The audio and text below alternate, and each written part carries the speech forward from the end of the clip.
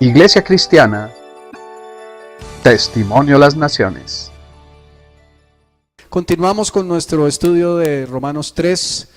Hace 8 días vimos prácticamente los 4 primeros versículos y tocamos 3 o 4 puntos muy importantes. Hoy vamos a continuar. Esos puntos de que hablamos hace 8 días es que estás bajo la ley, bajo el juicio de Dios. Las obras no te pueden salvar. La ley evidencia tu pecado. Hablamos de la buena noticia, que es que la justicia de Dios se aplicó a Cristo en la cruz y la recibes por la fe. ¿Será que hay alguno sobre la tierra que estaría capacitado para salvarse sin Cristo?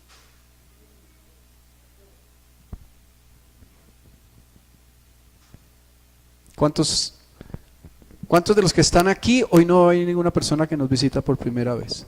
¿Cuántos de los que están aquí saben, tienen la certeza? Y quiero ver manos levantadas, ojos cerrados y manos levantadas. Ojos cerrados todos. ¿Cuántos de los que están aquí tienen la certeza que van al cielo?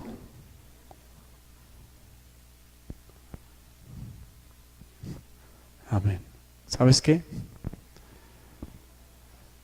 La salvación no es por obras, pero si no confías en Cristo, si no has depositado tu confianza en Cristo, vas para el infierno. Aquel que no ha depositado su confianza en Cristo va para el infierno, por lo que ha hecho y por lo que es.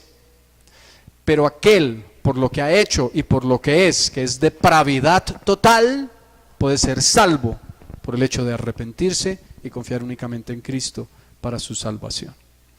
Vamos a continuar y vamos a tocar 3 puntos, mis amados, desde el versículo 23, que es un versículo que con frecuencia usamos, especialmente cuando compartimos nuestra fe con otros. Acompáñame por favor a Romanos capítulo 3.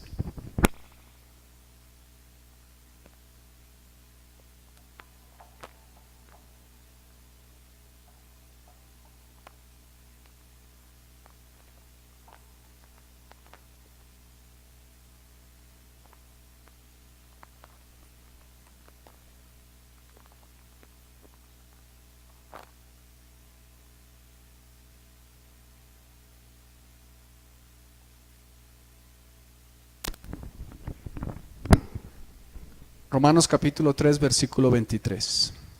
Vamos a tocar 3 puntos en esta mañana. Pastora, ven un segundito, te hago una consulta. Romanos 3, 23. ¿Ya están allí?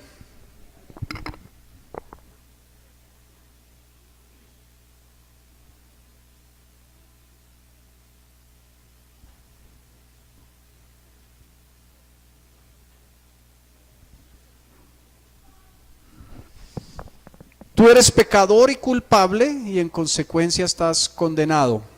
Ese es un punto que ya hemos visto, pero necesariamente en Romanos 23, 23 lo vamos a ver, así que lo vamos a tocar, aunque vamos a ahondar en los 2 siguientes, o especialmente en el tercer punto. El primero, tú eres pecador y culpable y en consecuencia estás condenado. Eso es una cosa que tenemos que tener absolutamente clara.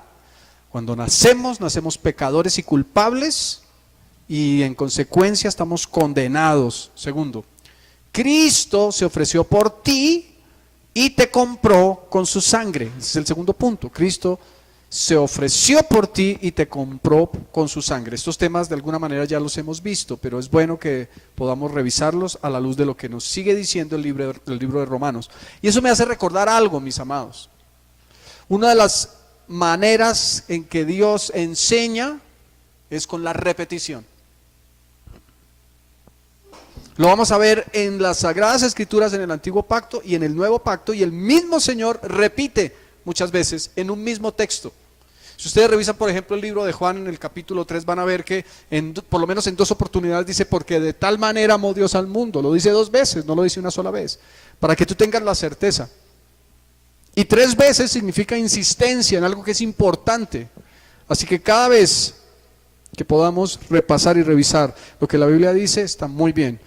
El apóstol dice, no me es molesto deciros las mismas cosas, lo dice escribiros las mismas cosas, pero para vosotros es seguro. Tercero, Ya vimos el segundo, Cristo se ofreció por ti y te compró con su sangre, estoy apenas mencionando. El tercero, Dios puso a Cristo como propiciación para satisfacer su justicia y darte salvación. Creo que hoy, bueno, sí, hay alguien que está escribiendo. La mayoría de los que escriben no han venido hoy, pero hay una que vino hoy que escribe, que es Gladysita. ¿Cierto, Gladysita? Te felicito por escribir siempre. Tercero, Dios puso a Cristo como propiciación para satisfacer su justicia y darte salvación. De pronto algunos no escriben porque sé que reciben el material, pero qué bueno sería que pudiéramos tomar nota. Dios puso a Cristo como propiciación para satisfacer su justicia y darte salvación. Amén. ¿Vamos? Vamos a mirar entonces el primer punto. Tú eres pecador y culpable y en consecuencia estás condenado, es claro. La Escritura lo dice en Romanos 3:23, por cuanto todos, ¿qué? Pecaron. ¿Quiénes pecaron? Todos. ¿Y tú eres parte de todos o tú eres excepción? Somos parte de todos. Dile a alguien, tú eres parte de todos. Entonces, si tú eres parte de todos, tú pecaste. Y si tú pecaste, estás destituido de la gloria de Dios. ¿Qué significa estar destituido de la gloria de Dios? Significa estar fuera. Ustedes ven que ese término se usa en los aspectos laborales. Por ejemplo, en el Estado, en los estados, los cargos públicos, cuando una persona lo sacan del cargo, dicen que ha sido destituido del cargo, ¿cierto? Ese término se usa mucho a nivel político, ha sido destituido del cargo. En otras palabras, ¿qué significa eso? ¿Que lo qué? Lo echaron, exactamente, literalmente lo echaron. ¿Alguna vez aquí alguien lo han echado? ¿Algunos lo han echado aquí? Estamos tranquilos. ¿A ti te echaron? A mí también me echaron. A mí una vez me echaron muy políticamente. Me llamaron de un empleo, pues yo venía orando para que me sacaran. Yo venía orando. Es más, con mi esposa hablamos y pusimos una meta.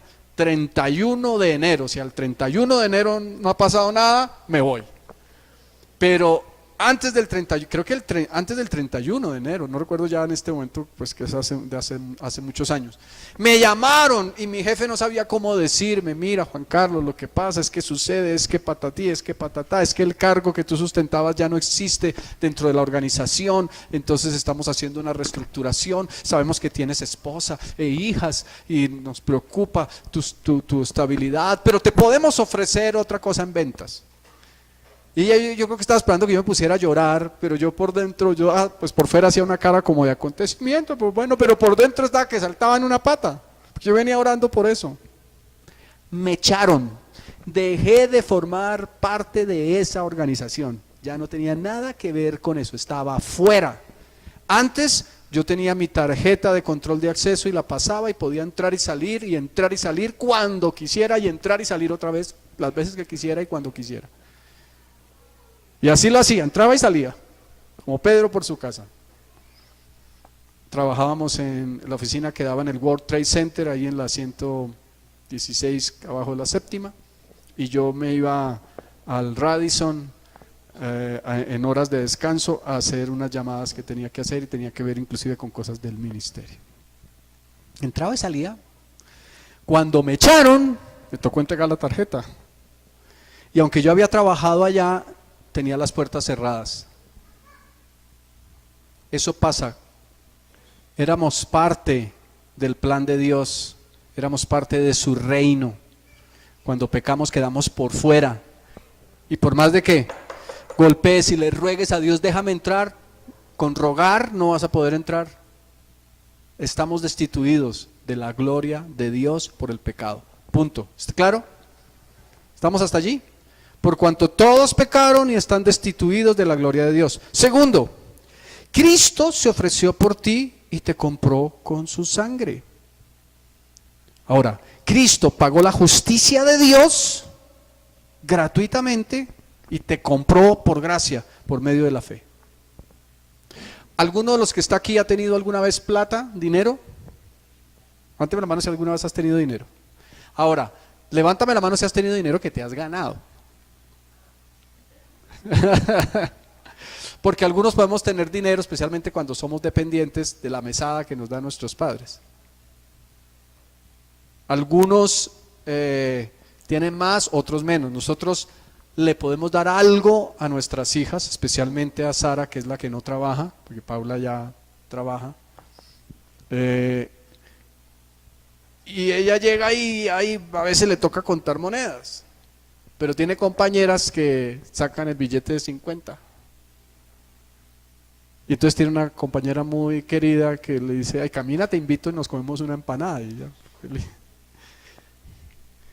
tienen una señora que vende unas deliciosas empanadas al lado de la universidad y llega a cierta hora a trabajar y llega tarde a veces, entonces ellas se sientan a esperarla donde ella pone su puestico y a veces media hora esperándola y me estaban esperando así, ya, llegaron las empanadas, listo, empaquémonos las empanadas. Tenemos la posibilidad de comprar, ¿cierto? ¿Cuántos tienen la posibilidad de comprar, de adquirir con dinero? Cuando tú trabajas tienes la posibilidad de comprar. Alguien dice, no, pues es que no me alcanza sino para pagar los servicios.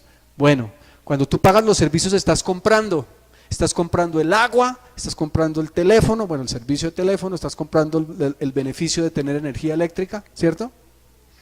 Ahora, ¿cuántos de los que están aquí han comprado alguna vez alguna cosa que querían y les gusta y son ahora propietarios de eso? Por ejemplo, un celular. ¿Alguien tiene celular aquí? ¿Ese celular lo compraste o te lo regalaron? Te lo regalaron. A ver, ¿alguien aquí ha comprado algo que tenga de lo que tiene puesto, por ejemplo? Tu máquina de coser la compraste. ¿De quién es?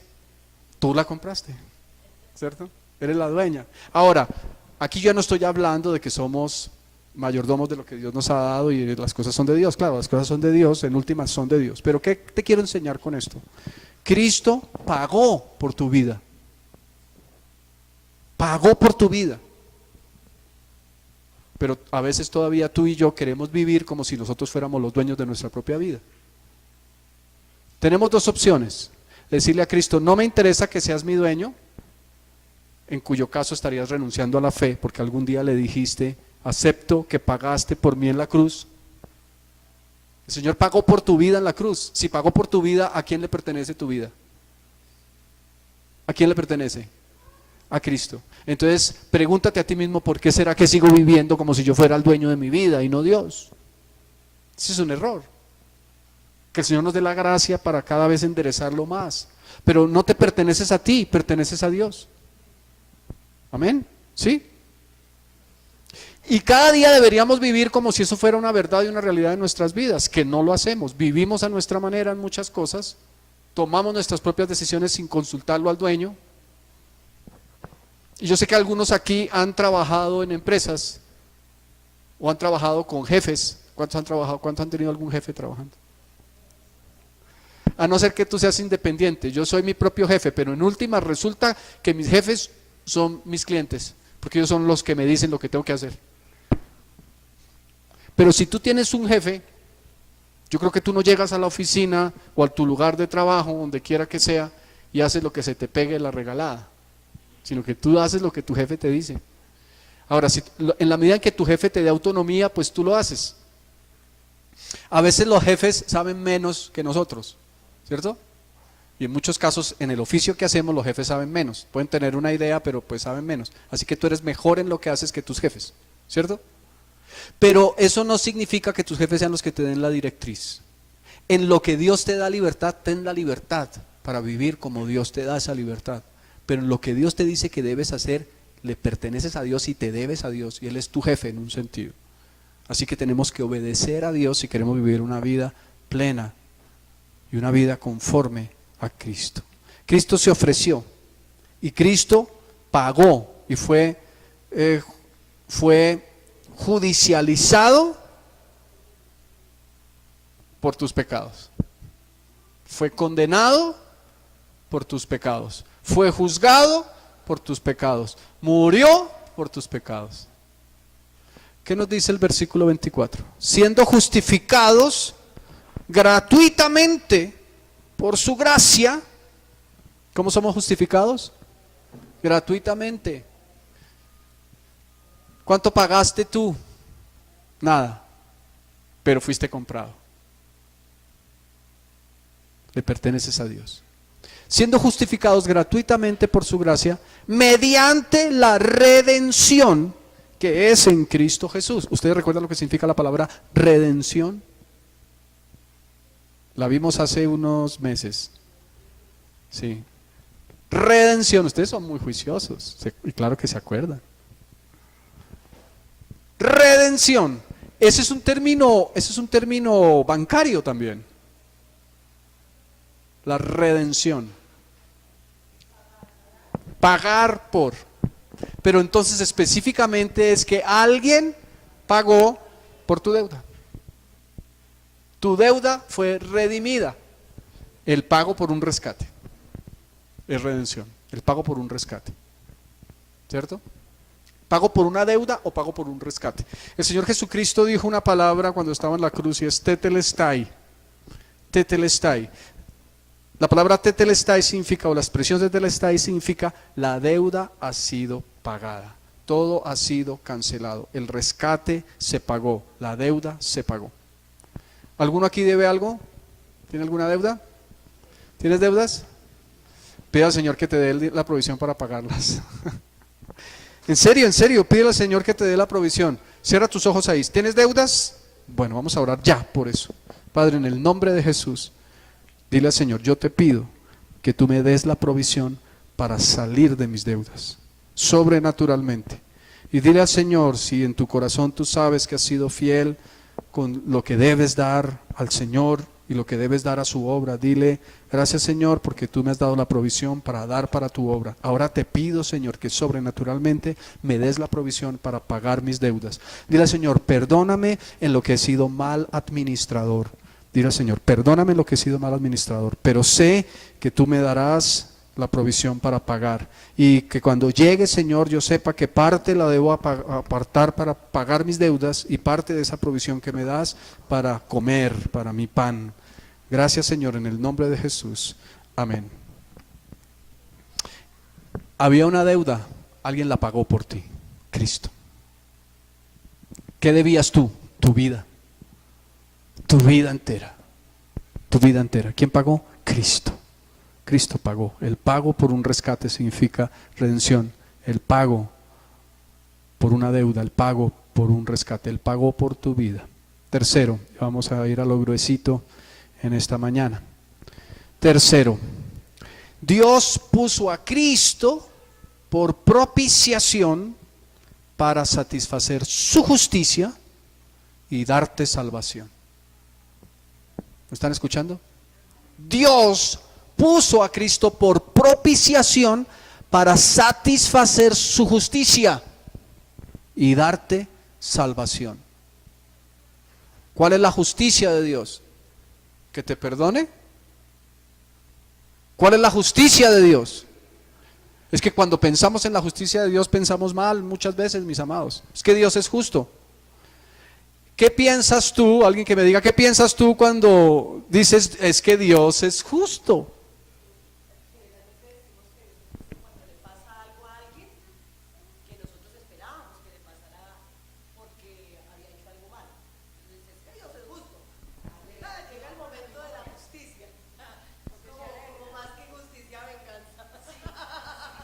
Entonces, que Él es justo, le pago con la misma moneda. Bueno, ok, Dios es justo. Bueno, ok, interesante. ¿Qué más pensamos cuando pensamos en que Dios es justo?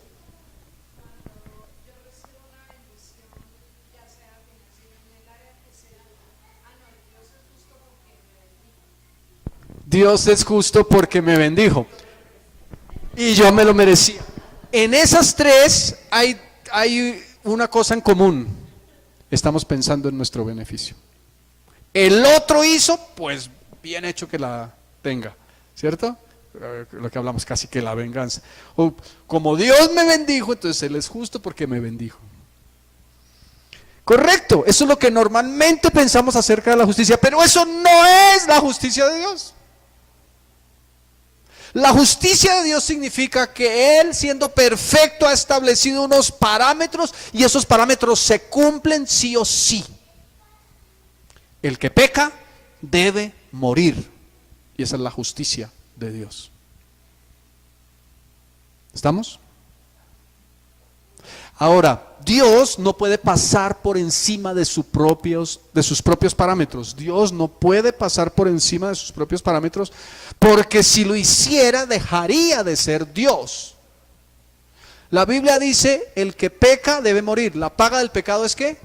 Muerte. Si Dios dice que la paga del pecado es muerte,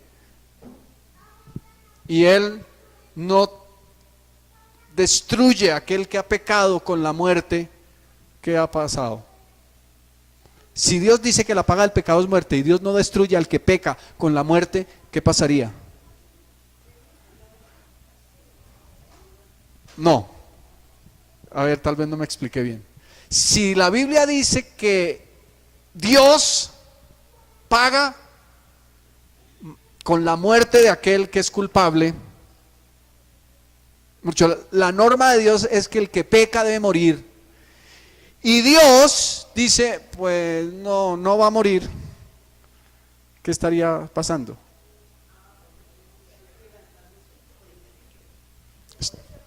Dejó de ser Dios, porque estaría quebrantando su principio que es perfecto. Gústenos o no, es perfecto. ¿Cuál es el problema? Tenemos un mal concepto de Dios. Pensamos que como Dios es amor, entonces Dios es perdonador porque Dios es bonachón.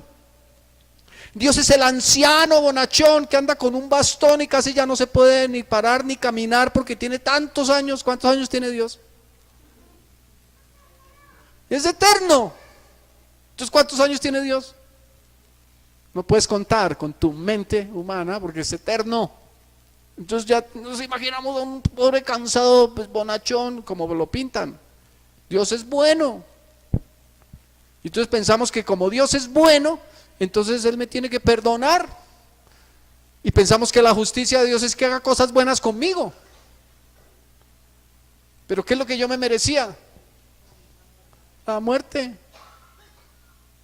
Entonces vuelvo al ejemplo que lo vamos a ver con más detalle cuando veamos el Evangelio desde el punto de vista jurídico. Si un asesino o un delincuente se presenta ante un juez y le pide perdón, ¿saben qué? Si un juez, me estoy anticipando un poquito al tema, pero si un juez perdona a un delincuente porque el delincuente le dice, mire, señor juez, yo le prometo que voy a cambiar, yo me arrepiento, y puede ser que esté siendo cierto lo que está diciendo, yo me arrepiento de todo corazón y le prometo que voy a cambiar, y el juez accede a no condenarlo, el juez está cometiendo una falta, un delito, y hay otra falta que se llama cohecho.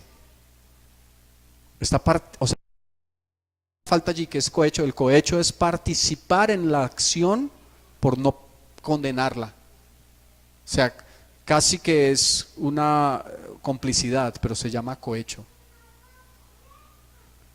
Entonces, ¿qué tal que Dios, porque alguien se presentara delante de él y le pidiera perdón suplicando y dijera, bueno, listo, está bien, no vas a morir, yo te perdono? Y esa es la idea que tenemos de Dios.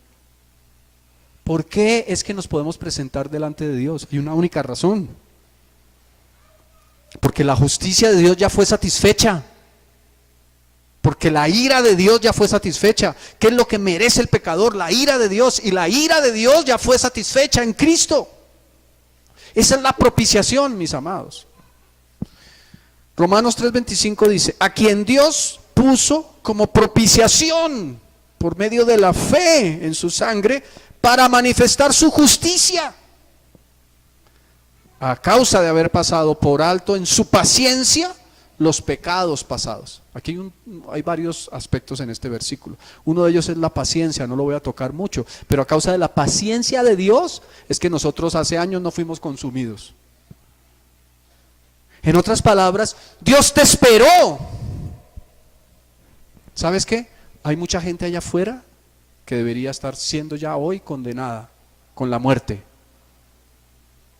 Pero Dios los está esperando. ¿Y sabes también a quién está esperando? A ti, para que vayas y les digas. Dios nos está esperando. Dios tiene paciencia para con nosotros, que deberíamos estar haciendo su obra y no la estamos haciendo del todo.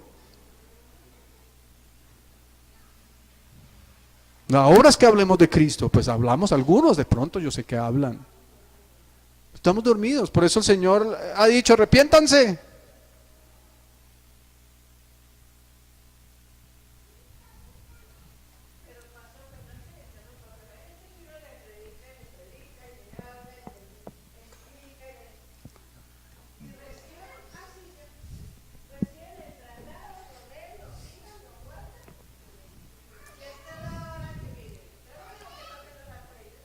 Claro, pero eso es lo que tenemos que hacer, porque mira, el Señor Jesucristo predicó. ¿Cuántos le siguieron? ¿Todos a los que Él le predicó? No. Y era Cristo, el Hijo de Dios, Dios mismo hecho carne y lleno del Espíritu, santo, puro, justo, perfecto, predicando, y muchos lo rechazaron. Y muchos se condenaron, aún a pesar de haber escuchado de la propia boca y con la unción poderosa del santo el mensaje de salvación. Nuestra parte es hacerlo. El problema es cuando no lo hacemos. Entonces, ni puede ser una excusa, un impedimento decir predicamos y la gente no se convierte. Ni puede ser tampoco el hecho de pensar que lo hacemos si la gente no lo hace, el decir no está funcionando, esto ya está en manos de Dios, pero nosotros hicimos nuestra parte, que es llevar el mensaje.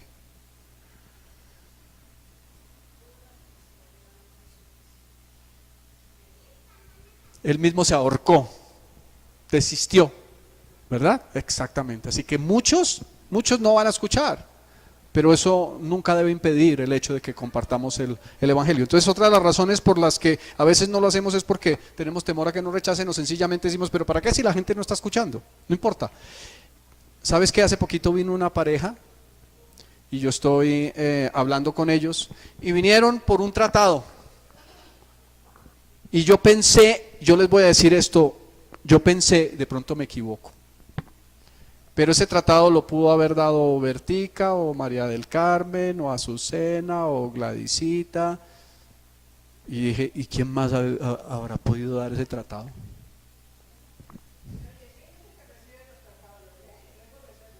Claro, pero esta persona vio el tratado. Yo le dije, ¿por qué viniste a la iglesia? ¿Cómo supiste de nosotros? Y me sacó el tratado. Me dijo, mire. ¡Wow! Y yo hice la cuenta, seremos 40 y conté 4 o 5.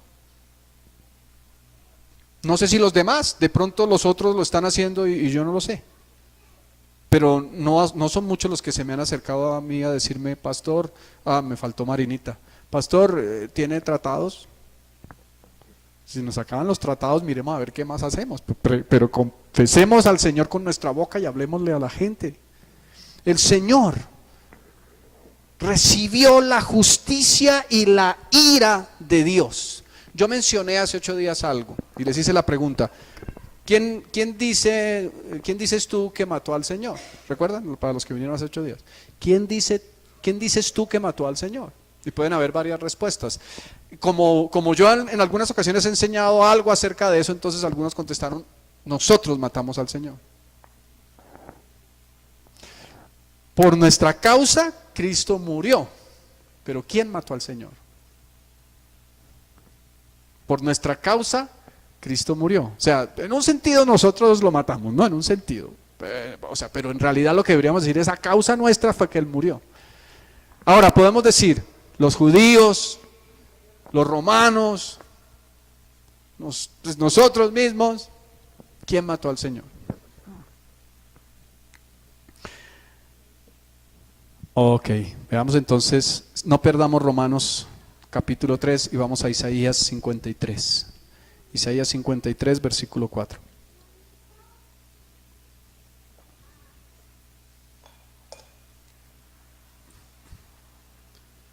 Sin perder Romanos, Isaías capítulo 53, versículo 4. Isaías 53, 4.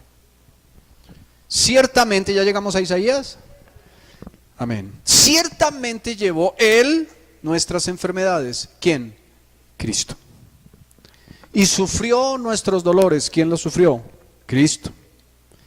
Y nosotros le tuvimos por azotado ¿Por herido de quién? ¿Herido de quién? De Dios. ¿Y qué? Y abatido. Ahora,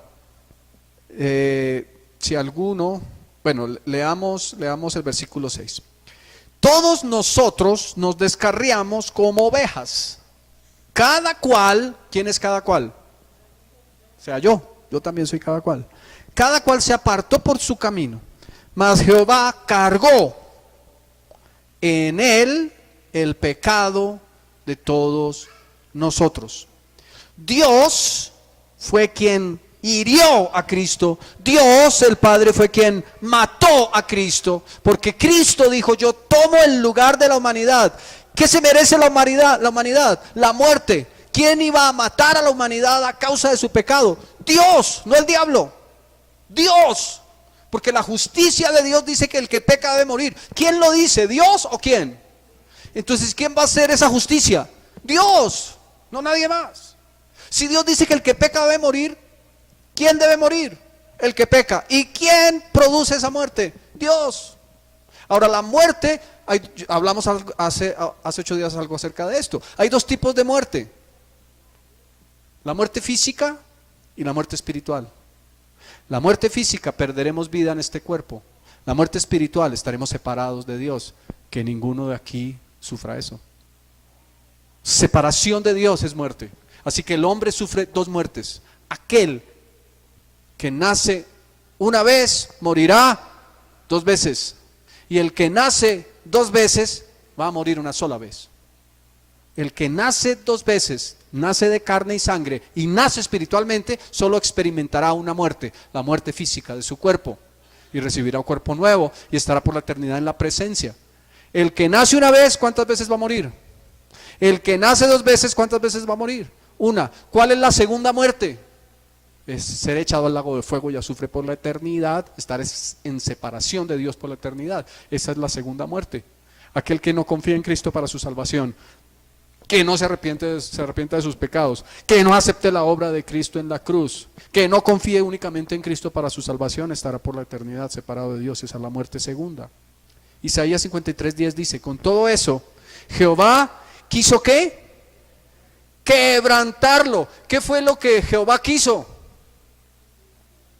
Cuando tú quieres hacer algo y lo haces, ¿qué estás haciendo? Tu voluntad. Es un acto intencional y deliberado.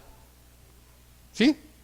Ese quiso involucra un acto de deseo, pero si lo hace es un acto voluntario, deliberado y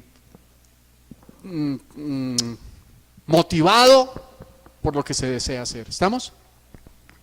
Entonces dice: Jehová quiso quebrantarlo, sujetándole a padecimiento, cuando haya puesto su vida en expiación por el pecado. Esa expiación tiene que ver derramamiento de sangre para limpiar. Y luego dice: verá linaje, vivirá por largos días, y la voluntad de Jehová será en su mano prosperada. Quiero leer la Nueva Traducción Viviente de ese versículo. Escúchame, mi querido.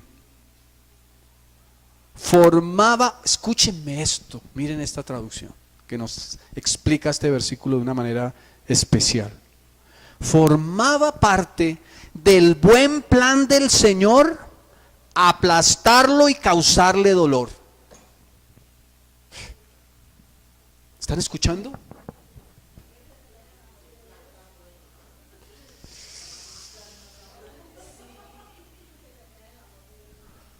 Vertica.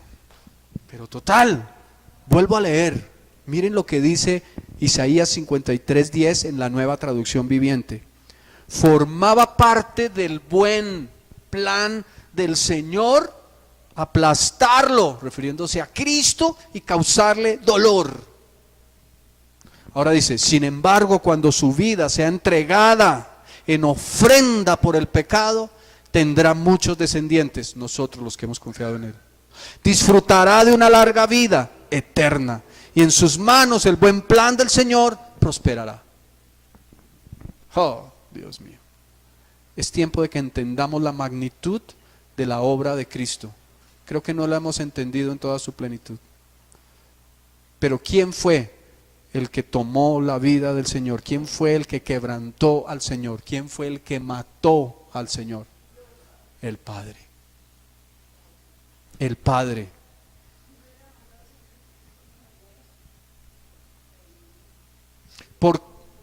Entonces, por eso la Escritura dice, de tal manera amó.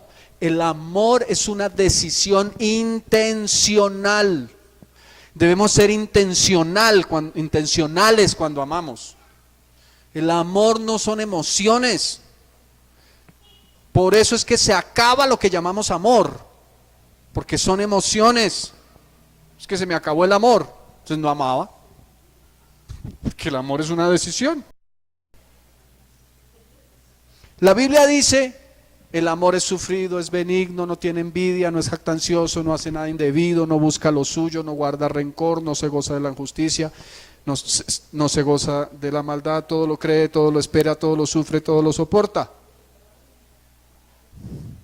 El amor es una determinación.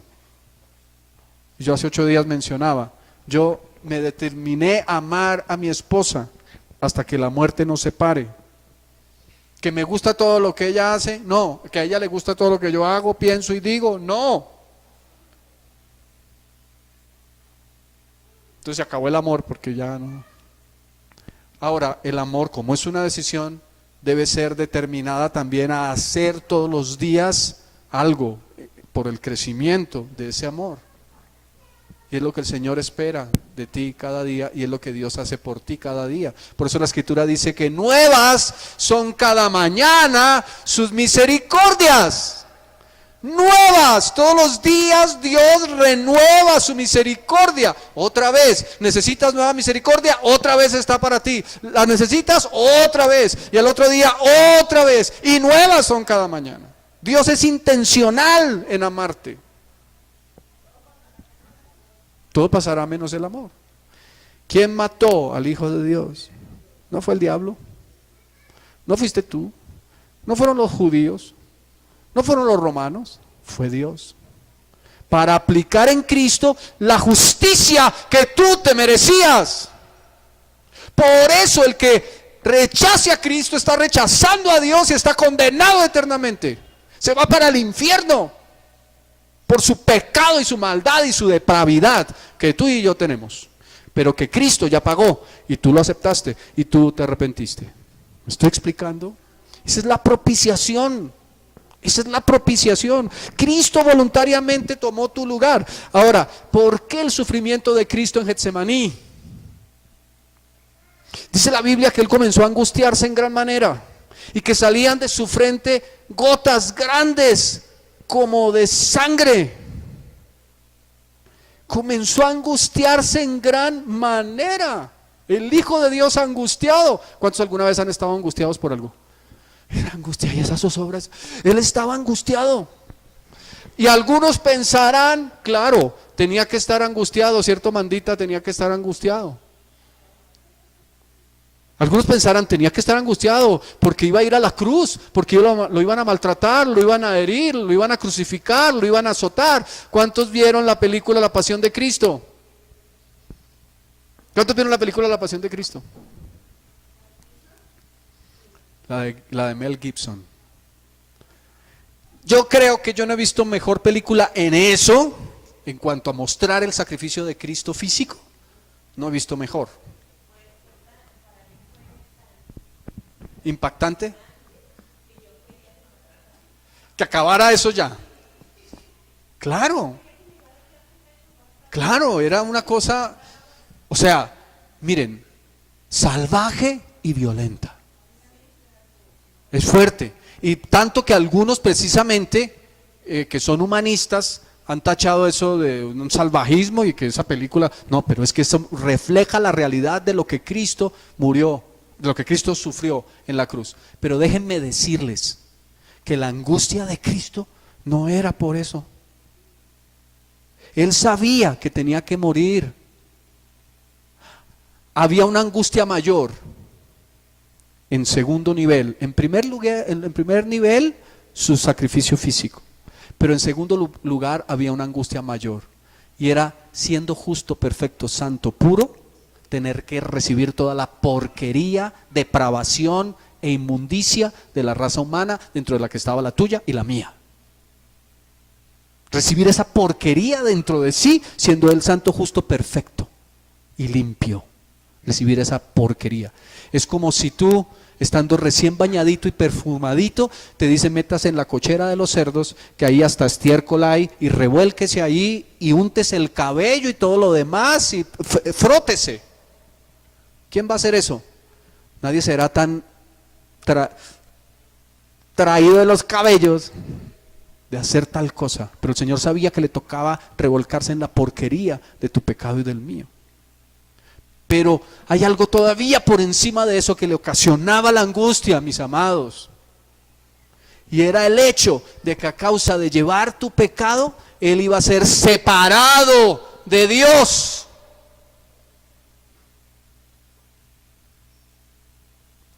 ¿Qué significa muerte espiritual?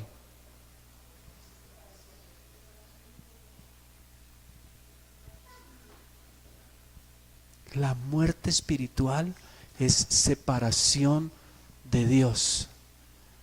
¿Qué hizo Cristo en la cruz? Murió. Murió físicamente, pero ¿cómo más murió? Porque fue claro. Y no solamente eso, sino que allí fue separado. Cuando Él estaba en la cruz, ¿qué dijo? ¿Qué expresión declaró? Padre, Padre, ¿por qué me has abandonado? Cristo todos los días de su vida fue plenamente consciente de la presencia de Dios. Cuando Él experimenta la separación, muere. Un Padre eterno, un Hijo eterno, separado por un instante de tiempo, es una eternidad. Murió eternamente para que tú y yo podamos tener vida eterna. Esa es la propiciación. Y ese fue el más grande sufrimiento que Cristo experimentó en la cruz, la separación del Padre por amor a ti y a mí. Si alguien no puede entender eso, y si alguien no acepta la obra de Cristo en la cruz, se merece más que claramente la condenación eterna por su pecado y por haber rechazado la salvación gratuita en propiciación que Dios ofreció para ti y para mí. Esa es la propiciación, mis amados. Por eso hay quienes con certeza y claridad y mucha razón dicen que tal vez el pasaje más importante de toda la Biblia es Romanos capítulo 3 versículo 25, más que Juan 3:16, porque incluye a Juan 3:16. Pero es que Juan 3:16 lo hemos entendido mal. De tal manera amó Dios al mundo. Entonces, como Dios ama, perdona porque Él ama. No, Él perdona porque pagó, siendo el Hijo de Dios en la cruz. Y el Padre, en comunión con el Espíritu, mataron al Hijo de Dios para que la muerte del Hijo de Dios satisfaciera la justicia de Dios y tú y yo pudiéramos ser salvos. Eso es amor, Bertica, como lo decías. Así que podemos decir que este pasaje de Romanos aún incluye lo que nos enseña Juan 3. ¿Estamos? ¿Estamos, mis amados? Bien. Dios quiso aplastar a Cristo y causarle dolor. Es una decisión deliberada. Esta es una declaración contundente. Fue Dios quien mató a Cristo, no fueron los judíos. Ellos lo entregaron, no fueron los romanos, ellos lo crucificaron, no fuimos nosotros, lo hizo a causa de nosotros. No fue el diablo se gozó en eso, pero no fue el diablo. Él pensó que había vencido. Y fue todo lo contrario, Satanás pensó que había vencido.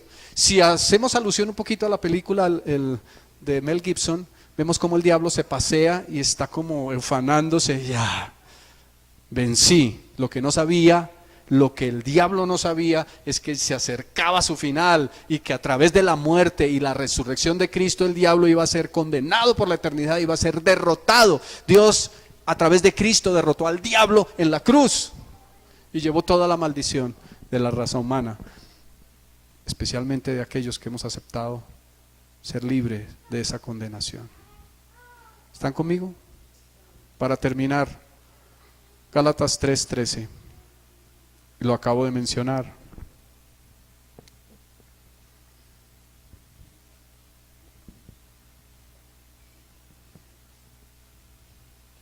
y ya no alcanzamos a volver a Romanos, pero vamos a Gálatas 3:13. Cristo nos redimió de la maldición de la ley. ¿De qué nos redimió Cristo? De la maldición de la ley. ¿Por qué? Porque se hizo por nosotros maldición.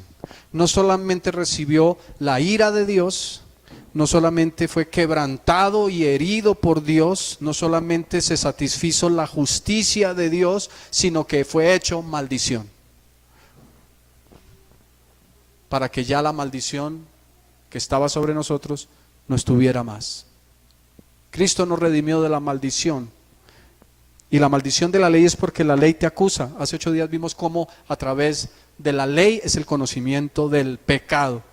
Entonces dice, Cristo nos redimió de la maldición de la ley, hecho por nosotros maldición, porque escrito está: maldito es todo aquel que es colgado de un madero.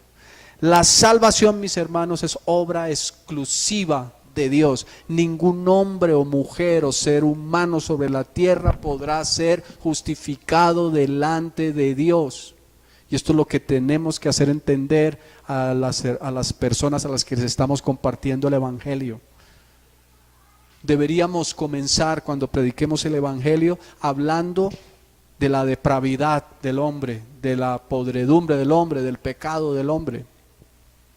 Y estoy meditando en estos temas para que tengamos herramientas, para que podamos tener una forma efectiva y bíblica de predicar el Evangelio. Hay 2 noticias, una buena y una mala. Y yo les hice la pregunta hace 8 días. Si a ustedes les dicen, tengo 2 noticias, una buena y una mala, ¿cuál quieren primero? La mayoría me dijo la mala. Algunos dicen la buena, pero cuando después escuchan la mala, entonces yo les decía, tengo 2 noticias, una buena y una mala. Entonces si alguien me dice la buena, bueno, la buena es que se ganó la lotería, y la mala, que se me perdió el billete.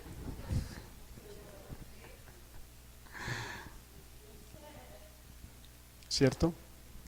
Pero que pudiéramos compartir a la gente, hay 2 noticias, una buena y una mala. Vamos a estar elaborando sobre eso. Para terminar, mis amados, y ya nos vamos, solamente a través de la obra de Cristo en la cruz es la propiciación.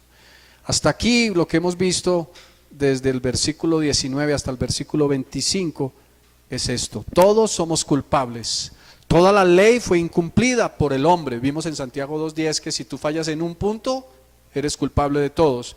Toda boca queda cerrada porque no hay argumentos válidos para defenderse. Nadie puede decir, es que no, es que finalmente tu pecado te condena, punto. Y si fallas en un solo punto, eres culpable de todos. Así que esto cierra la boca de todos en cualquier justificación humana. Todos están bajo el juicio de Dios, eso dice la Escritura. Todos, hoy vimos, todos están destituidos de la gloria de Dios y nadie puede salvarse por sus obras. Hasta ahí estamos. Pero también esto lo pudimos entender: puedo ser declarado justo aunque no lo soy. Es de forma gratuita, sin mi esfuerzo, es inmerecido. Tengo un sustituto que es Cristo. Hay redención, es decir, el pago por mi rescate a causa de mis pecados, y hay propiciación, es decir, hay una víctima que sufrió lo que yo me merecía sufrir. Amén. Conclusión: no te perteneces a ti mismo. Cristo te compró por el precio más alto, su sangre, y tomó tu lugar, sufriendo el quebranto propiciado por el Padre y la separación con Él a causa de tu maldición y tu pecado. Oremos en esta mañana. Padre, te damos gracias. Dile al Señor, yo te doy gracias porque me has permitido una vez más estar en tu casa hoy.